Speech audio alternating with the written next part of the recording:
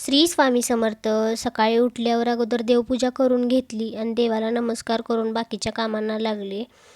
जेवण तर माझं बनवून झालं होतं, म्हणून तर सगळा स्वयंपाक एका साईडला उचलून ठेवला आणि बाकीच्या चपात्या वगैरे बनवायला घेतल्या.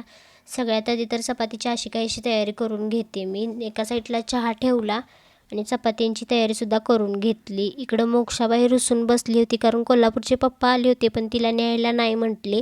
त्यांचं काहीतरी महत्त्वाचं काम होतं म्हणून पप्पांना जेवण वगैरे वाढून घेतलं. जेवले आणि पप्पा लगेचच निघाले. पप्पा गेल्यावर मोक्षाने इतका त्रास दिला मम्मींना, काय विचारूच नका. जिन्यात मम्मी जाऊन बसले तर मम्मीला बोलते, चल तू खाली चल, खाली जाऊया.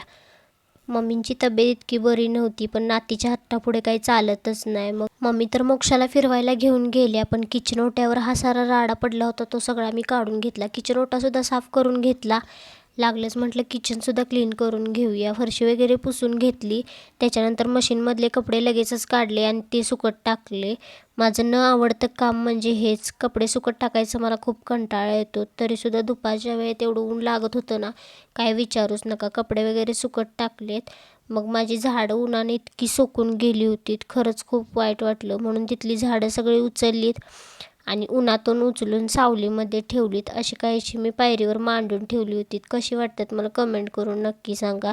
व्हिडिओ आवडला असेल तर लाईक, शेअर, सबस्क्राईब नक्की करा. Bye bye.